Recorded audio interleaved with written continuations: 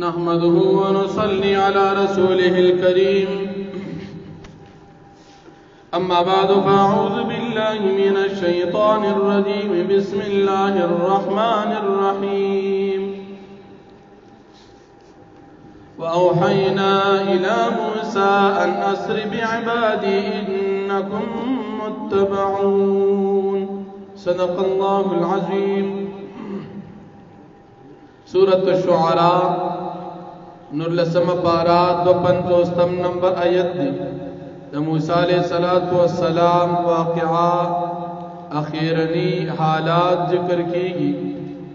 موسیٰ علیہ السلام فرعون تدیر شکال محنتوں کو دا اللہ پاک دعوت ورک لیکن دیر زیاد سرکش ہو اللہ جل شانہ موسیٰ علیہ السلام تا حکم کو چتدا بنی اسرائیل دشپی پا آخرنے حصہ کی زان سر روان کا او تاسو دی دریائی نیل پا طرف باند روان شی تاسو پسی بدا فرعون سرد خپل لشکر را اوزی موسیٰ علیہ السلام دا اللہ پا حکم بنی اسرائیل چی دا وقت کی دا دوی تعداد شپگ لاکا او یازرو سرد دوی را اوتو چه سحر کې دی فرعونیان او قتل چې کلی خالی دی بنی اسرائیل خو ټول د کلی نه تللی دی فرعون کسان پارکل چې زر تر زر تاسو خپل لشکرې د جنگ د پار را جمع کړ فرعون چې په کوم علاقه باندې بادشاہي کوي دیزه کې د فرعون د علاقې زر کلی دی زر خارونه دي او پدې کې 12 کلی دی پدې باندې فرعون بادشاہي کسان را جمع کرل فرعون سر د خپل وی لشکر د موسی علیہ السلام او د بنی اسرائیل پسې را اوت فرعون ډیر تکبر کو وی چې دا خلقونتی کسان دي او دا ورکوټي اونتی جماعت دي د موسی علیہ السلام او د بنی اسرائیل او دی هر وخت داسې کارونه کې چې مونږ وسکئ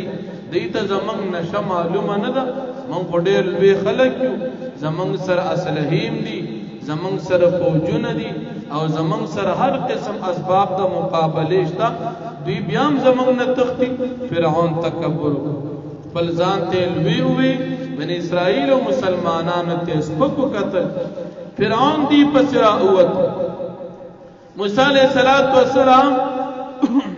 پدی وخت دریای نیل ته رسیدلی د فرعون خډیر د خانه د مزو جندو دا وخت د دوی باغونو د دې چینیوي د دریای نیل نه نهرونه بوتل خپل کورونو ته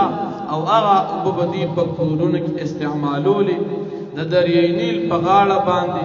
دی باغونه کړلو د دې ډیر زیات باغونه خود دنیا عزت دی ته جوړو الله فرمای چې موږ د دې خارون ندوی را او وستل بنی اسرائیل پسې دوی روان شو موسی علیہ السلام سره د ملګرو دریای نیل ته ورسېدو سحر د اشراق وقت دی چې دا فرعونیان د بنی اسرائیل ته مخامخ شو موسی علیہ السلام ته د ملګرو وی چې موږ په دې خلکو کومندو دی خو موږ گیر راو رسیدل موسی علیہ السلام وتی هیڅ کله تاسو نشی ګیرولې زمون سره زما رب دی ما تبع صلات د نجات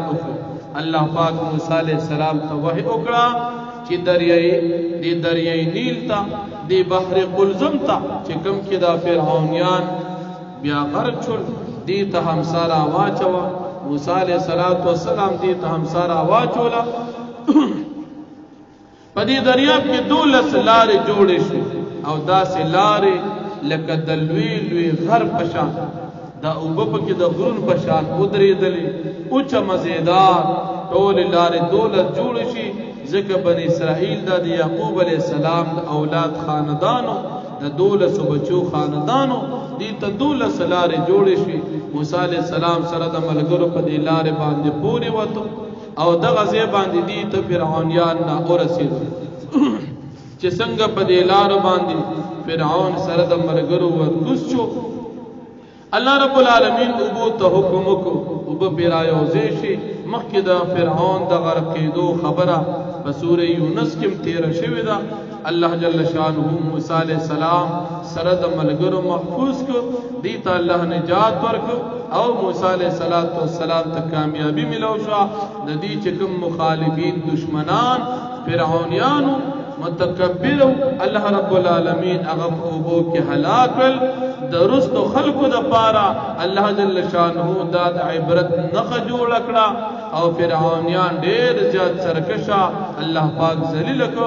درست انسانانو د پاره د عبرت دي چې یو سړی د خپل جماعت باندې تکبر نه کوي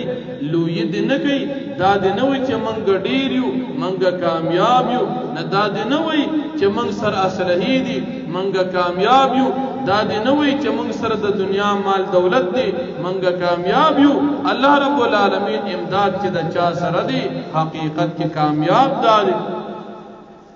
موسی علیہ السلام سره الله امداد دی فرعون سره بادشاہی دا امداد دا الله چا سره ملو شو هغه ته کامیابی ملو شو هغه ته الله نجات ورکړ فرعون سره د بادشاہی الله رب العالمین هلاک نو بادشاہی باندې نجات نشته په مال نجات نشته په خاندان نجات نشته په ډیروالی نجات نشته لږ جماعت تی خو چې الله امداد اوس موسی علیہ السلام سره لږ ملګرو د فرعون په مقابل کې لیکن د الله امداد معلومه دا شو چې مسلمان به هر وخت الله رب العالمین نه یریږي دی بچرتم تکبر نه کوي فرعون تکبر کو الله ذلیل کو موسی علیہ السلام عاجزی کولا الله رب العالمین لوی کامیابی په دنیا او په آخرت د دواړو کې ورکړه موږ تاسو په کې دا عبرت دي چې د تکبر او د لوی نه بزان ساتو الله رب العالمین فرمایي واوحینا الی موسی او منگا وحی وکړه موسی علیہ السلام ته اند دې خبره اسری بعبادی چې تدشبی روان کا زما دا بندگان انکم متبعون یقینا تاسو پسې بدا خلق رواني کی دا فرعونیان تاسو پسې بدل کیږي فارسل فرعون فی المدائن حاشرین بس الیگل فرعون فخارون کی خلق را جمع کون کی ان هؤلاء لشرذمه قليلون یقینا دا بنی اسرائیل چې دي دا یو جماعت ډېر ورکوټه لګونتي خلق دي وانهم لنا لغائزون او یقینا دوی زمونږ د پاره غوسه کوون کې دي دوی موږ د غوسه کوي فرعون په تکبر ویزه خدای موږ غوسه کوي وانا لجميع حاضرون او یقینا موږ لجميع خامخاټول حاضرون موږ تیار یو خاوندان د صلح او د مال دولت یو فاخرجناهم من جنات وعيون بس من را اوستل دا فرعونیان من جنات د دنیا د باغوننا وعيون او د نهروننا او د چینونا وکنوز او د خزانو د مالوننا ومقام کریم او د زید عزت د دنیانا کذالکم دارنګ واورثناها بني اسرائيل او منګ وارثان جوړ کړ د غزه بني اسرائيل فاتبعوهم مشرقين پس روان شو پدوی پسی فرعونیان په وخت د اشراق کې فلما ترى الجمعان پس هر کله چولی دل دوالو جماعتن یوبل قال اصحاب موسی او وی ملګرو د موسی علیہ السلام انا لمدرکون یقینا من دلشو منګگیر شو قال او وی موسی علیہ السلام کلا هرگز دا سندا دی تاسو هیڅ کله نشي مندل ان معي ربي سيهدين یقینا زما سره زما رب دی زرد چې مونږ لار د نجات خي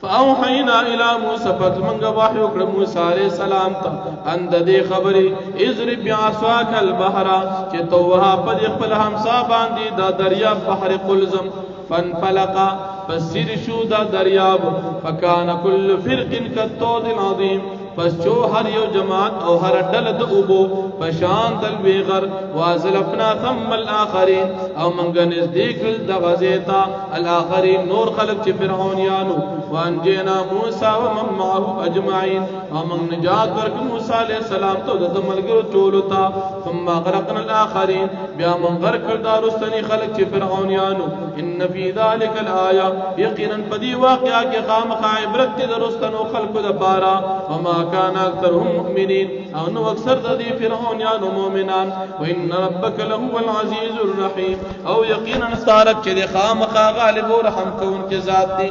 واخر دعوانا